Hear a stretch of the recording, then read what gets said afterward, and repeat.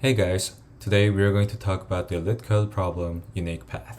The link for the problem is at the description. You need to read the problem before you watch my solution.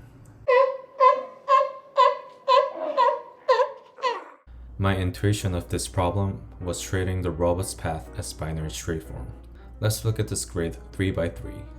So, in the grid, we can add 1 on row to make robot move down and add 1 on column to go right. Then we stop the robot when it reached 3 by 3. We can count every possible path of robot by drawing out the robot's current coordinate and increase the count when it reached the destination 3 by 3. We can convert this process to tree form to understand it better.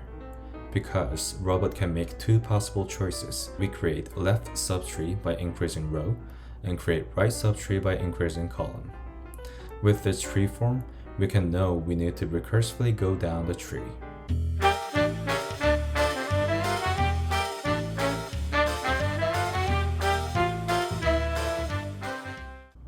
At the bottom of the tree, we realize that we have leaves.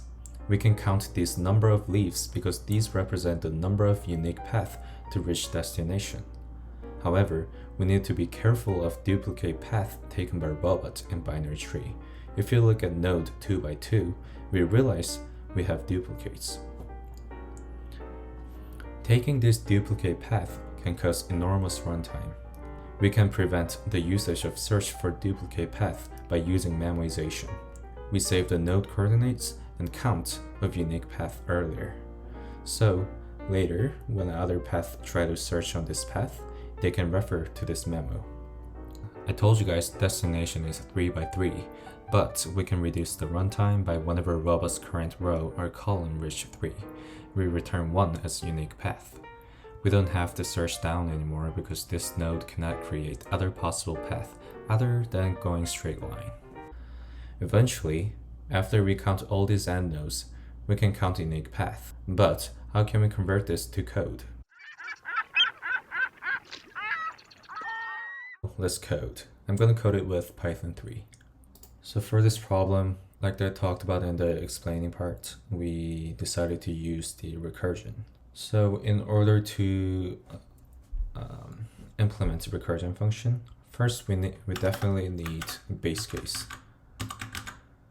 And base case requires the condition that can stop an endless recursion and returning value, which is the answer that we want to return eventually. So let's define the function first.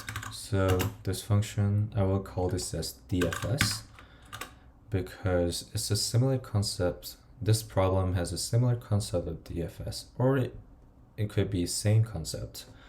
And this robot has 2 different choices, and then I can define this as a edges DFS, or depth first search. So I'm going to create the function with a parameter of current row, abbreviated as CR, and this will be int.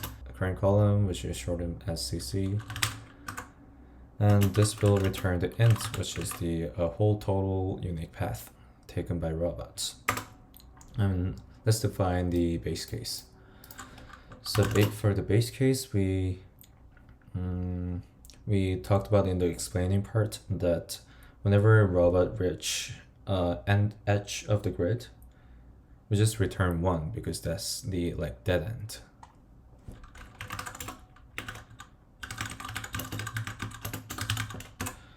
So when the current row is equal to n, or if the current column equal to n, which is the edge, we just return 1. Because like we talked about in the explaining part, if we go down if we increase the row, go to left subtree, and we eventually reach the 3 by 1. And this 3 by 1 tree will have only 1 unique path possible because this can only increase column to reach the destination, which is 3 by 3. Then let's consider this grid, visualized grid, as a binary search tree again. To travel the binary tree, we need to use the recursion. And in order to go to left subtree, we pass down the parameter, we change some type of parameter, and we recurse down.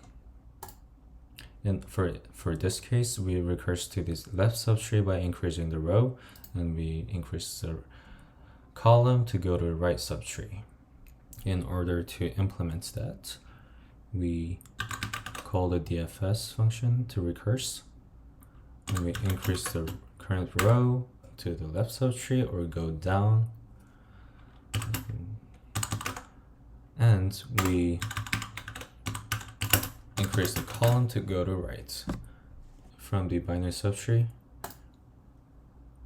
we want to sum up all the dead ends of the path that robot taken. So from this root node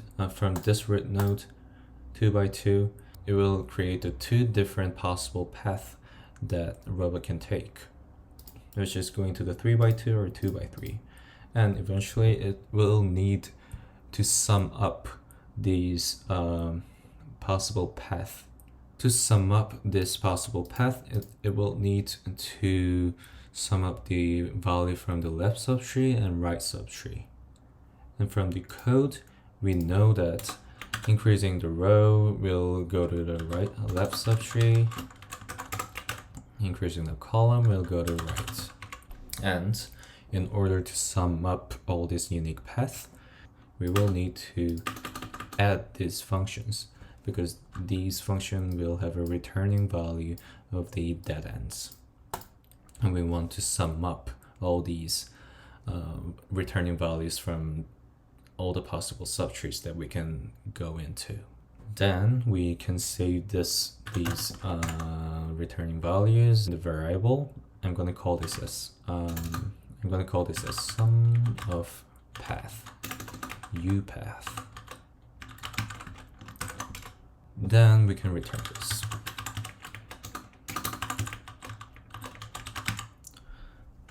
Oops.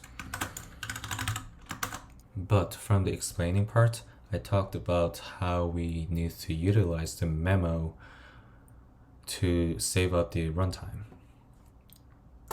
So if we see the visualization, so this binary tree will have a duplicate values when the robot try to go into the position of 2 by 2, because at the first it will need to go down to the 2 by 2 subtree, but in this case, the recursion for 2 by 2 case is unnecessary. So we can save up this path and the value in the memo, and when the robot try to go to this path, we can return the memo by accessing to the memo from this index value. So instead of returning, we will need to create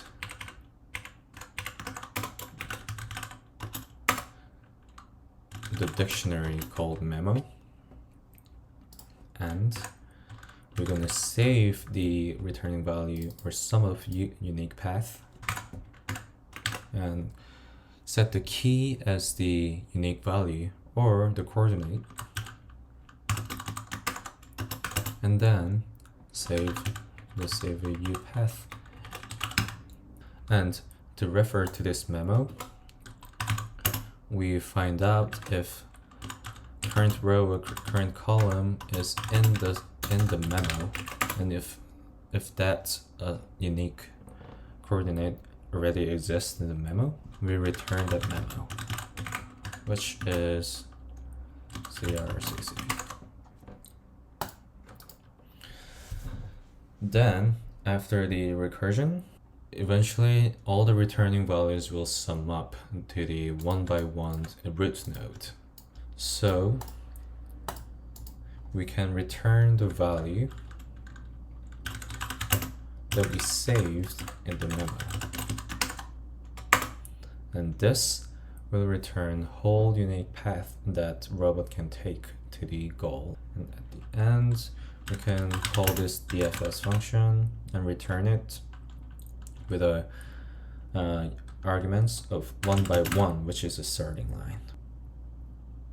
So to review, we created the memo to save up the runtime. I created the DFS function or recursion function with a parameter of current row or current column to keep track of the robot's position. Created the base case, which was current row equal to dead ends, or current column equal to dead ends. We return 1, which means the count of the unique path. And if that position is already traveled at the past, we return the saved up value. Then we call the recursion function, save it as variable, and save in the memo. And at the end, we return the memo. Oops. I'm pretty sure this makes sense. I'm gonna submit and see if this is right. Okay, so we beat 63% of Python 3 submissions, but I think because we used the memoization, it only beat 5%. Thanks for watching this solution, and I wish you luck for this Leetcode problems and coding interview. Thank you.